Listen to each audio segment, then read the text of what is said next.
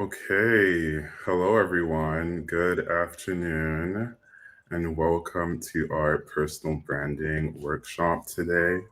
Today, we're going to be focusing on LinkedIn growth strategies. So, conversations around how you're able to build out a profile to attract your target audience, whether that be recruiters, whether that be business collaborators, whether that be work opportunities. So, thank you for joining and thank you for waiting. Let's get started and just ensure I'm sharing my screen appropriately. And so, what exactly are we going to be discussing today? I think it's always great to be organized with some sort of an agenda.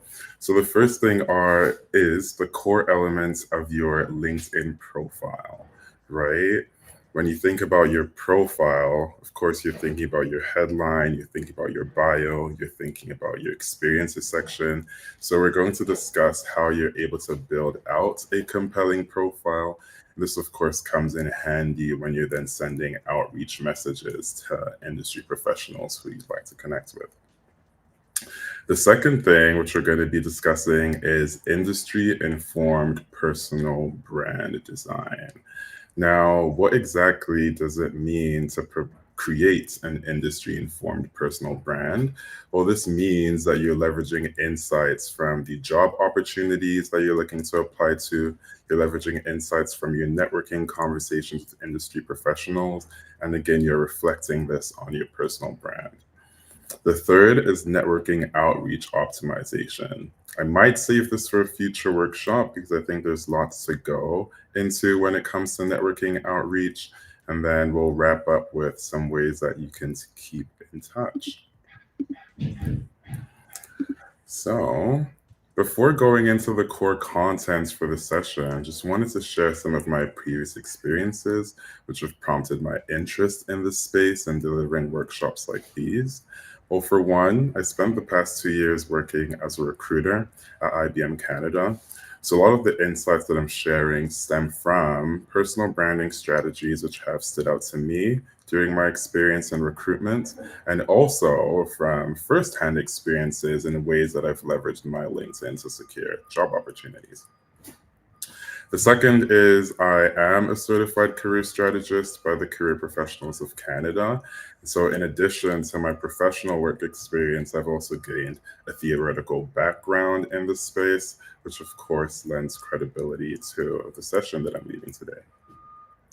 And then the last is my experience with peer coaching.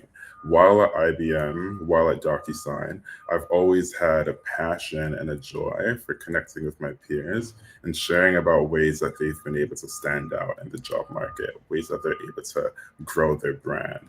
And so I'm excited to be sharing really a lot of the lessons that I've gained from my journey over the past few years in this workshop today. I'm seeing in the comments, folks are sharing that they're excited. I'm going to highlight a few. Thank you for joining. Thank you for joining my very first LinkedIn Live. So let's get right into it. Again, pretty standard, but when you think about your LinkedIn profile, there's three core components to it. The first is your headline, right? So, what is your opening statement and how are you introducing yourself to the individuals in your network? The second is your bio.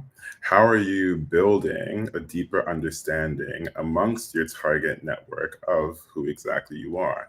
This is your opportunity to share more about the different experiences that you've gained during your professional and personal experiences and really sell yourself, presenting a value proposition as to why you're a strong candidate for a job opportunity or why you're the right professional to deliver a workshop series, for example.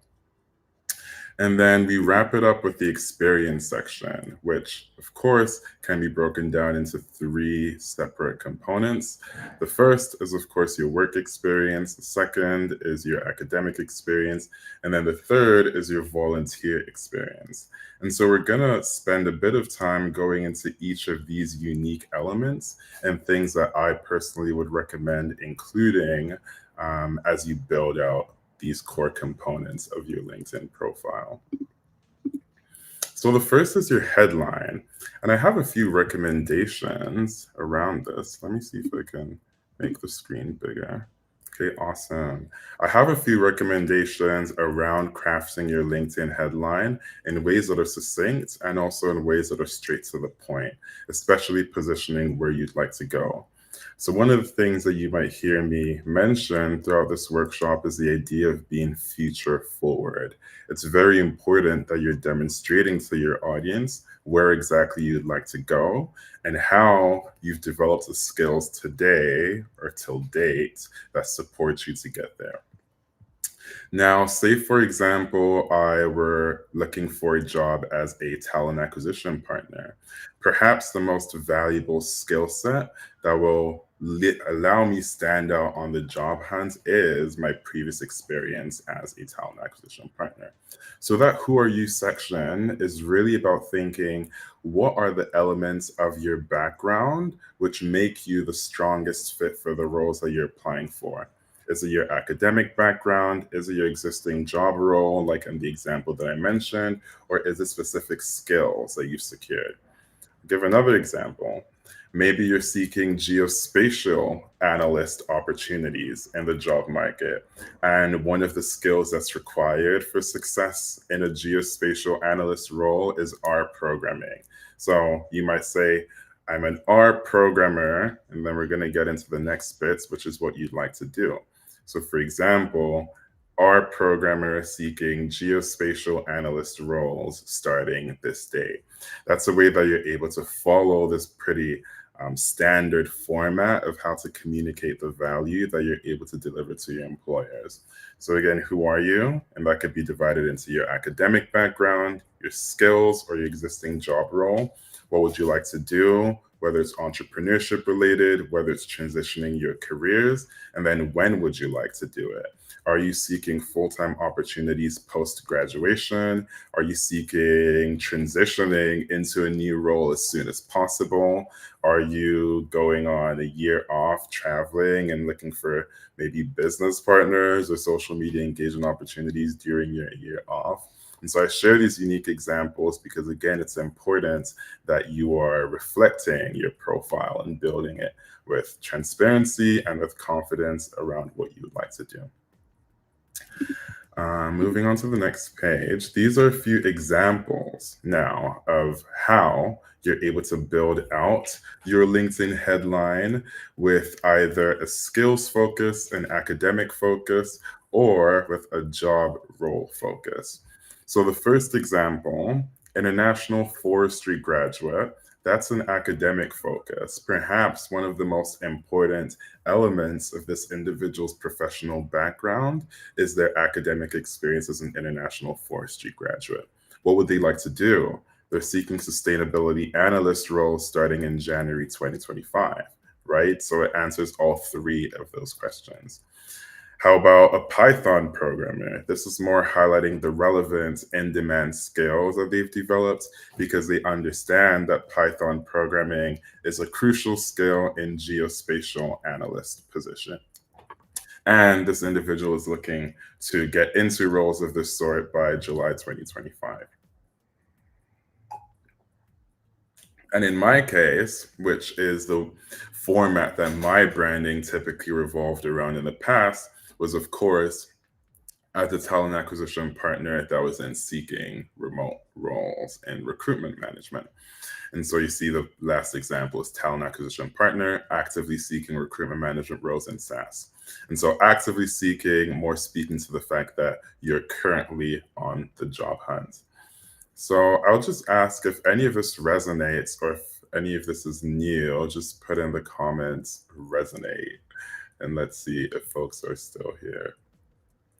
And then we will move on to the next, which is how you're able to craft a compelling LinkedIn bio, right? So the idea of future forward is simply about reflecting, again, how the quality, the depth, and the diversity of your personal and professional experiences positions you for success in the markets that you're looking to join, whether it's entrepreneurial, whether it's a job market, and so forth.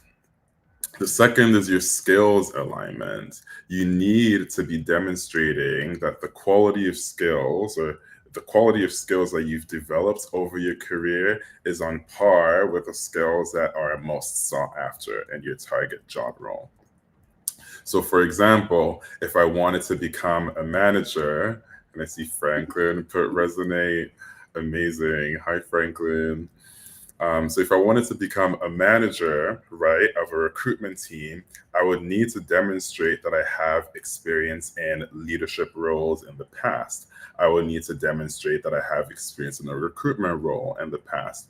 And so the idea with your LinkedIn bio is that you're clearly demonstrating where exactly you'd like to go, and you're clearly demonstrating how your skills align with where you'd like to go. So that's the first two bullet points. And then the third bullet point is incredibly important, and it's about sharing your why.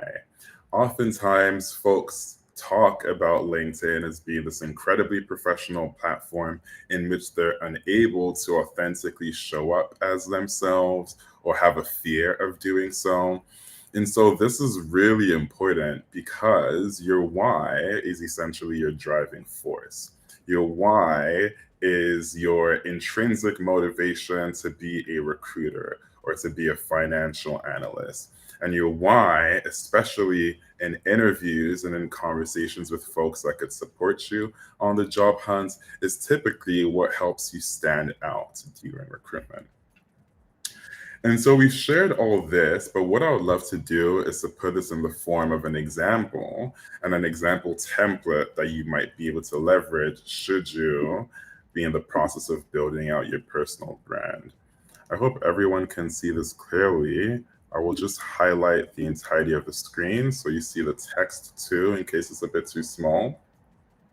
And so at the very top, what we have here are simply just elements of a LinkedIn bio, which we've already just discussed. But what I want us to get into is the content of the LinkedIn bio. So you'd see paragraph 1. After completing, and you include your relevant professional experience. So again, an academic focus in which you highlight your undergraduate degree or certificates that you've completed, your work experience or job role focus in which you might highlight internships that you've completed, or it could also be volunteer experiences. And so the idea here is that we're creating a LinkedIn bio, which is accessible for folks at different stages of their working journey or career journey, should I say. So after completing relevant professional experience, I was excited to break into the field of, right, software development, sustainability consulting, entrepreneurship, because, and then you share your why. So let me share an example based on experiences that I've gained so far. After working on DocuSign's diversity recruitment board, I was excited to break into the field of talent acquisition as I'm drawn to coaching talent on how to land their dream opportunity. And so you see how the opening paragraph includes where I would like to go. It includes the skills that I've possessed through previous work experiences and why that makes me confident in my ability to succeed in a talent acquisition partner role. And then it also includes my why. It includes the fact that I enjoy supporting talent on their journey to landing their dream opportunity. And so, with that, let's go back into the LinkedIn bio template. The second paragraph is then my work experiences span. And the idea is you've opened with a paragraph which introduces your audience a little bit more to who you are. Now you need to back up the things that you're sharing most importantly with the skills that are aligned with where you'd like to go. And so the example here is my work experiences span, and then you share about the relevant company or industries you've worked in addition to specific work tasks that you've completed within these job roles.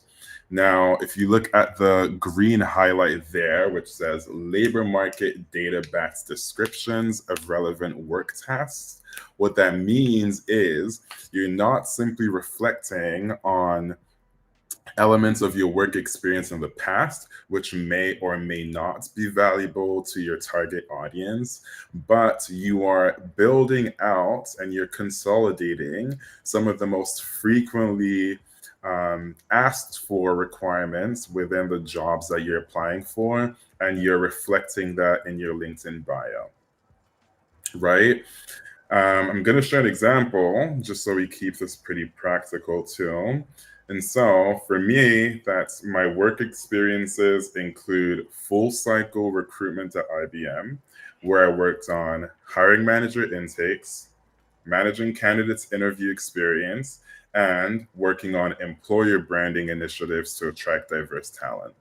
So again, those X, Y, and Z components are really reflective of what the talent acquisition market looks like should I be on the hunt for a new job opportunity. And the second paragraph within paragraph 2 is just a further deep dive into your skills alignment. So I've also gained relevant skills in be it technical consulting, client management, data analysis, and these support my ability to succeed in this role. So we'll move on to paragraph 3, because again, paragraph 1, you're sharing where you'd like to go, it's future forward. You're sharing your skills alignments at a very high level. And then you're also sharing your why. What is your intrinsic motivation? Paragraph 2, you're sharing about the skills that you've gained within the relevant professional context in which your future employer is going to value your unique ability to contribute to their organization. And then paragraph 3 is closing. What I recommend is again closing by reiterating your future goal and reiterating your why. And so for me, that could be something like, these experiences make me confident in my ability to succeed as a talent acquisition partner. Or these experiences have prompted me to pursue recruitment manager roles in the SaaS industry because I thrive when supporting top talent stand out in the job market. So I hope this is valuable to give you a better understanding of ways that you're able to templatize, and that's a word I think I just came up with on the spot, but ways that you're able to templatize your LinkedIn bio in ways that speak to some of the most important elements that recruiters and hiring managers are seeking when they assess your LinkedIn profile. So, as a measure of engagement, I'm going to ask another sort of common question. If you're here and found that valuable, just input the word value in the chat. And then we'll move on to the next element. Now, this is your experience section. So we've gone through your headline, the importance of showcasing who you are, where you would like to go, / what you would like to do, and when you would like to do it. We've gone through the bio, in which we're demonstrating, one, that we're future forward, right? Like where do we envision our skills most being valuable in the job market that we're going to join a year from now, should that be when we graduate? Or where do we envision the skills that we've developed through our previous work experiences impacting our future workplaces? And then, of course, sharing about your why, which is especially important because it shows sort of your ability to commit in a really sustainable way to a certain career path based on your desire or your interest in that field. So now we're going into the work experience section. Not the work experience section, but the experience section. The experience section, and thanks again, Franklin, the experience section can be broken down into 3 components. One's your work experience, one's your academic experience, and then the third's your volunteer experience. So we're going to dive a little bit deeper into the importance of labor market informed descriptions here, because your experiential learning, right, lessons that you've learned while in the workplace or while in leadership opportunities needs to be reflective of what your employers are seeking.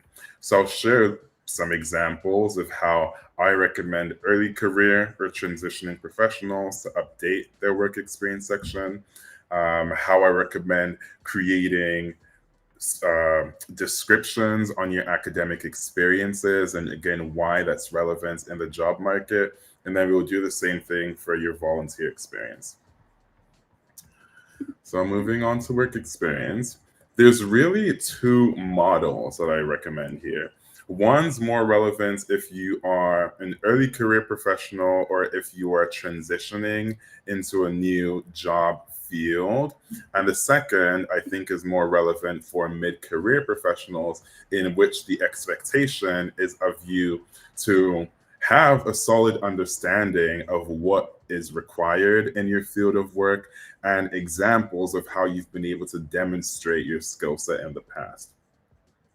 So let's take a look into the market development representative experience, which is one of the roles that supported me in transitioning into recruitment.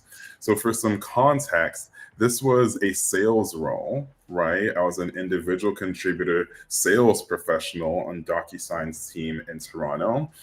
And one of the stretch opportunities that I secured was working on their diversity and recruitment board. So, for folks that might be unaware about the field of diversity and recruitment, you'd notice that the very first paragraph of this description is sharing about what the mission of the diversity and recruitment board is. So for folks that are early in their career, this is very important because it offers insights to your target employers or to recruiters that you're having conversations with about what exactly you were involved in the role, if it's not exactly clear from the description or from the title. So after then sharing about who or what exactly the mission of the Diversity Recruitment Board is, the next step is sharing about who exactly I was collaborating with. I think this is an important section because it also goes to show the level of comfort that I have engaging with leaders in different levels of the organization. So that's the reason I include that there. And then the third element is, of course, what exactly you did. So you might see that as we're crafting our experience section within our LinkedIn profiles, there are also similarities to the ways that we're crafting our bio and the ways that we're crafting our headline. Right? Within the bio, we mentioned the importance of being future focused, and future forward. So the reason in the sales role I'm focusing on describing my experience on the diversity recruitment board is because at this stage of my career, I knew that I wanted to transition into recruitment. And so I'm thinking about what transferable skills I've gained during my time at DocuSign, which should be attractive to recruiters. And then for mid-career professionals, my recommendation is more to focus on the impact that you have delivered within your previous job opportunities. So, whereas the DocuSign description is focused on transferable skills because I'm transitioning into a new field, my talent acquisition partner description is more focused on metrics of success. So that as I'm applying for recruiter manager roles, for example, folks are very clear on my capacity to manage full cycle recruitment and work with cross-functional teams on their recruitment needs. So if I could wrap up this slide by sharing about what the most important elements of your work experience section is, it's one, what exactly did you do? You'd find that whether you're an early career or mid-career professional, recruiters, hiring managers are seeking an understanding of the work tasks that you've completed in the past.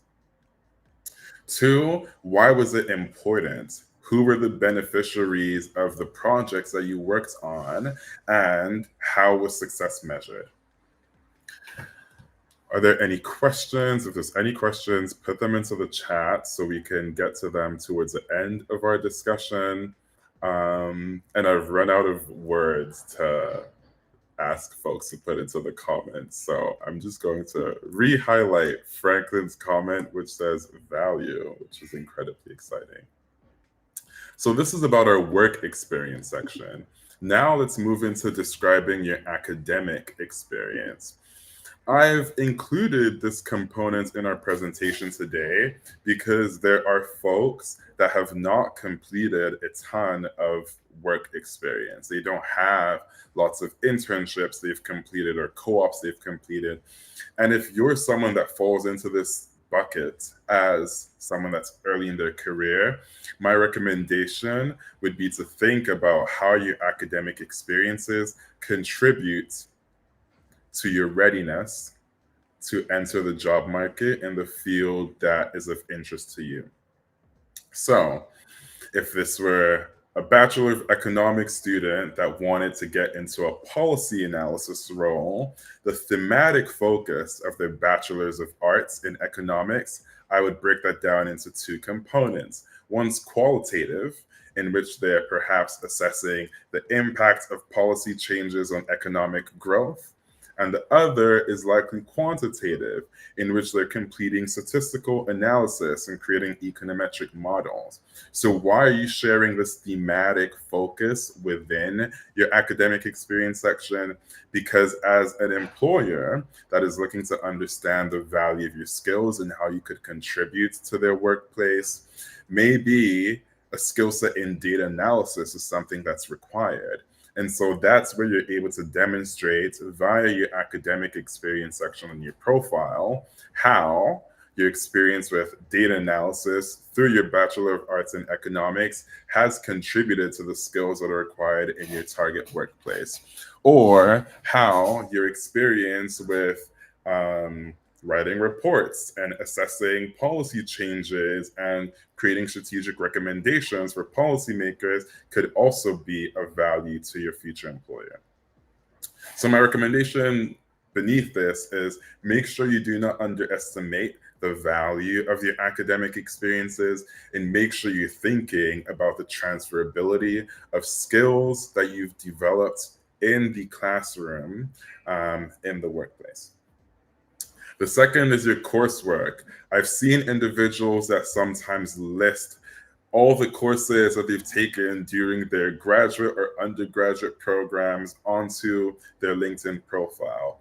This, again, is not recommended because there's more succinct ways that you're able to demonstrate to your employer which are the most relevant courses you've completed during your undergrad. So in this example of a bachelor's in economics of seeking a policy analysis role, perhaps I'd want to highlight the policy related courses that I've taken. Perhaps I'd want to highlight the policy related courses, the quantitative elements to my degree as well, including econometric and statistical analysis. Perhaps I'd want to highlight international, global policy, things of that nature. And so really the coursework section, it's building off on the thematic focuses by thinking about which of your courses are most relevant on the job hunt. And then finally is projects, right? There's certain academic programs that have practicums. There's certain academic programs that have experiential learning or capstone projects embedded in those programs. And so this is, again, an opportunity for you to showcase the transferable skills which you've developed in your academic program via courses and via projects, and share about how that translates into your target role. I see there's a question coming in, and I absolutely love that question. So Samuel's asked, let me just put myself here. Samuel's asked, you emphasize being future focused in several sections. How can we apply this approach while currently employed without appearing to our employer as if we're still job searching or dissatisfied with our current role? This is an incredible question because while you're in the workplace, your management teams are responsible for ensuring that they're equipping you with the skills required for where you'd like to go. In order for them to do that, there needs to be clear communication from your end on what your career goals are. So my first recommendation is make sure you have a conversation with your manager around where exactly you'd like to go. For example, in previous workplaces, and I'm citing my time at IBM, I shared I would really love to work on building the partnership strategy within our early talent teams to attract more Black professionals into the technology industry and specifically IBM. Are there opportunities for me to work on that? So being future focused is still applicable within your current employment positions because you want to think about career mobility, right? And we're going to get to this as well in a little bit when we're discussing stretch projects and ways that you're able to leverage stretch projects to, again, secure that career mobility for yourself by building an impact in areas that are outside of purely your assigned work duties. But that's an incredible question. So the response, again, boils down to communicating your goals with your employer. Is there a target role that you're seeking? And how can you work on projects that contribute to developing your skill sets to meet or to meet the requirements to transition into that role? And so that's my recommendation here. I hope that answers your question, Samuel, and thank you because that's an incredible question. Okay, so we've discussed the academic component, and now we're going to move on to the volunteer component. So, Samuel, I think you'd find this particularly valuable because we're discussing stretch projects now. So, the very first thing when you think about your volunteer experience, and this is especially valuable for students, this is especially valuable for newcomers and folks that are still building their footing within the Canadian job market. The first is community leadership. So, when I moved to Canada in 2016 from Nigeria, I was a president of the student government in my high school. I was on the debate club. I organized, different events for my cohort of students. And those were the most accessible experiences that I was able to share with my employers when I went into interviews. So in the very same way that you should not be underestimating the value of your academic experience, right? Because your academic experience provides transferable skills which support you in the workplace. I would highly recommend that you also do not underestimate the value of your volunteer experiences as well. So the first is community leadership, right? Say, for example, and this is now more specific to some of my engagements in first year as a student, I volunteered for the Student Leadership Conference.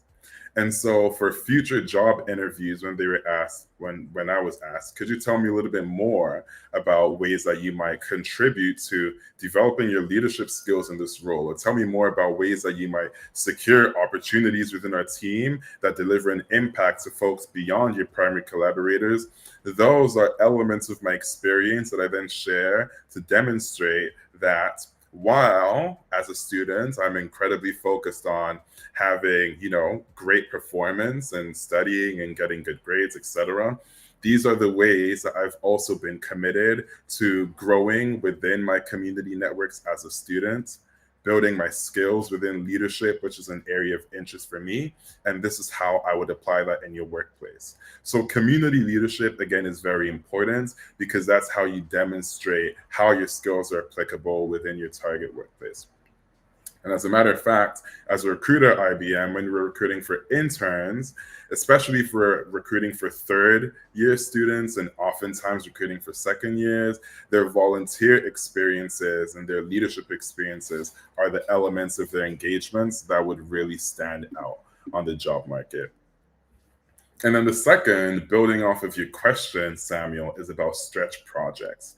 Stretch projects are work engagements that are outside your immediate scope of work. So, for example, and I'll share a quick story in a bit, personal career story. For example, I walked through my descriptions on LinkedIn in which I was a sales professional at DocuSign, but I was working on the diversity recruitment board. That's an example of a stretch project. Other examples include I was a banking operations intern at the Royal Bank of Canada, and I worked as a student partner working with a talent acquisition team. That's another stretch project. And so you might be thinking, why would anyone be completing these stretch opportunities? What is the value? Well, the value is if you're an individual that is still figuring out where exactly you'd like to go within your career. Maybe you're in a marketing role, but you want to transition into sales, or you want to transition into product marketing, for example. Then the stretch projects you'd be securing would be in partnership with sales leaders within your organization, product marketing leaders within your organization. And that's also a way that you're able to build your brand. So I hope that's clear, because next I'd love to just share a quick personal career story building on, again, this career transition and how you're able to ensure that you're mobile on your career journey by leveraging stretch projects. So some of my very first professional work experiences in Canada were in sales. As a matter of fact, my very first internship was with the Ottawa Senators NHL franchise, where I was working in the group sales department. After this experience, I was pretty confident that I wanted to launch my career in sales, right? And so I got into IBM's internship, which was a sales role. But one of the things that I wanted to develop my skill set in, especially as I was an IBM intern at the onset of the pandemic, was thinking about how we were able to ensure there was a continuity within our talent acquisition programming and how we are partnering with universities. So during my internship at IBM, a role came up on IBM's campus recruitment committee. So again, here's a sales intern that's working on a campus recruitment committee. And needless to say, the campus recruitment committee is the stretch project, right? Now, fast forward about a year in my career, and I'm working in DocuSign in a sales role as well. Because I already knew that I had an interest in campus recruitment, again, from my stretch opportunity on IBM's campus recruitment committee, I noticed there also were opportunities to participate on recruitment initiatives while at DocuSign, right? And again, you go from a sales intern working on a campus recruitment committee within IBM to a full-time sales professional working on a diversity and recruitment committee at DocuSign. And so when I realized that sales was no longer the career path that I wanted to go down, and I resigned from my role at DocuSign, a few months after I released a post on LinkedIn, which I will also share, where I shared I'm looking for opportunities in the employee experience space. I've secured opportunities working within the Royal Bank of Canada talent teams. I've secured opportunities working within campus recruitment initiatives at DocuSign and in IBM. And so I would like to launch my career as a recruiter in the diversity space or in the employee experience space. And that is precisely how I was able to accept or like attain a job opportunity that was outside of my field of work by leveraging stretch projects. And so this brings the first chapter of this LinkedIn Live to a close, because this element has all been about profile optimization. We discussed how you're able to optimize your LinkedIn headline so it resonates with your target audience, be it recruiters or business collaborators. We discussed how you're able to optimize your LinkedIn bio to ensure that it's future forward, to ensure that it showcases the skills you've developed and how that supports you access job opportunities that you're targeting. And we also mentioned the importance of sharing about your why. So if this resonates, I just got a new word. Let's put in optimize into the chat so you can see who is still engaged on this LinkedIn Live. So now that your profile is done, I'm going to say something that I hope everyone remembers. Everyone has a LinkedIn profile, but not everyone has a LinkedIn brand. Okay? And your brand, in the simplest terms, is a combination of your content and of your engagement. So what we're going to be discussing next are content pillars for you to attract your dream opportunity, right? So if you decide, wow, Rotimi, that was a great recommendation on how to leverage stretch opportunities to access new job roles, but the next step of that is you need your audience to understand how you are developing your skill set, right? So one element of it is skills development, which is crucial. And then the other element of it is propagating the skills that you've developed in a way that is compelling to your future audiences. And so without further ado, and thanks, Franklin, without further ado, we're going to move into content buckets for you to attract your dream role. I'll put myself in a smaller bucket here. Amazing. Now, there's three content pillars that I would recommend when you're thinking about how you're able to build out your LinkedIn brand. You have a strong profile. Now you want industry leaders, recruiters, hiring managers, and your peers to engage with your profile. One of the most strategic content buckets for folks that are on the job hunt is what I would describe as labor market informed skills highlights. So, after completing stretch opportunities on IBM's campus recruitment committee, what were the transferable skills from this stretch opportunity that make me confident in my ability to transition into a full cycle talent acquisition role? Right? After completing my stretch opportunity as a student partner working with RBC's talent acquisition team, what are the transferable experiences from this experience that make me confident in my ability to go into a role where I'm supporting with the employee experience of my peers?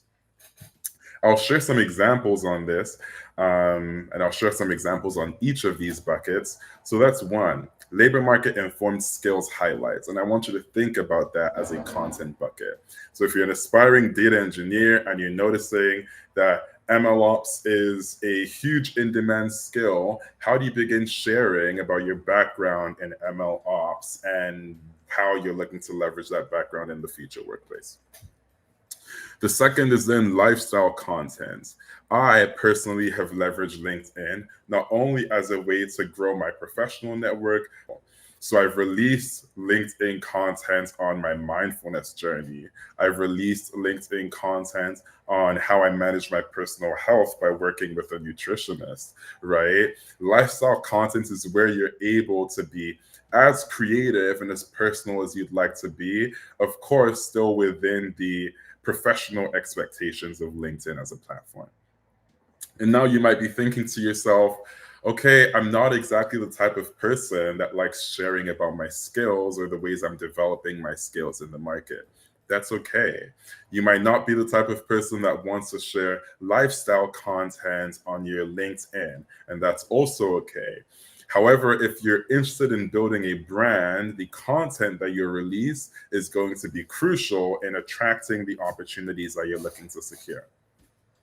And so, my recommended content bucket for you, if you're an individual that doesn't want to be too personal on LinkedIn, is by simply sharing what your take is on some industry trends. For example, the climate technology space in Western Canada, across North America, and I would say globally, is really rapidly growing right now. So, as an individual that would like to position my talent acquisition consulting business as one that's able to support clean technology startups, I then attend industry networking events that are spotlighting, for example, BC women leaders leading the climate tech space in Vancouver. I attend docuseries premieres, which are sharing of some of the most relevant and innovative technologies in the clean energy space. And those are ways that I'm able to, again, equip my understanding of the clean energy industry while as well demonstrating to my audience and to future professional collaborators, whether that be clients, whether that be business contacts of another sort, of my interest in the space. So we have three more slides which I'm going to show you.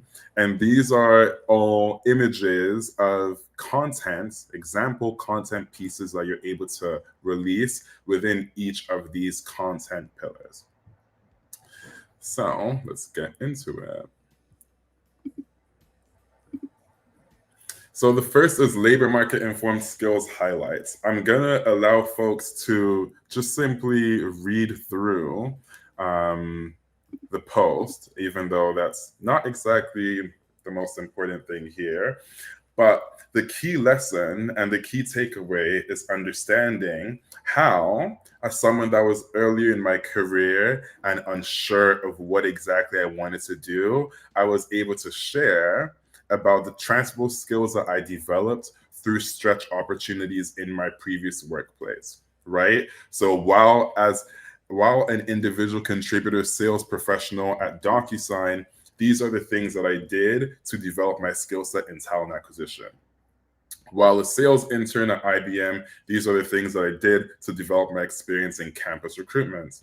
While a banking operations agent at RBC, these are the things that I did to build my skill set in employee experience development. So these are labor market informed skills highlights, and I would recommend optimizing this based on, of course, your target industry. The next is then industry trends and analysis.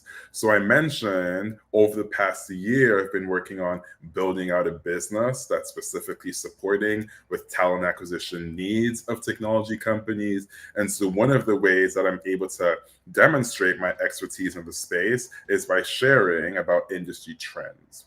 Right? And so this post is discussing the low representation of Indigenous professionals in the technology industry. It's also discussing the low representation of individuals with disabilities in the technology industry. And there's a call to action at the end, which I am uniquely positioned to support talent acquisition leaders with. So again, this is a way that I'm able to share more about what my unique take is on the happenings in the industry and why I feel like I'm best positioned to sort of meet those needs or address those changes.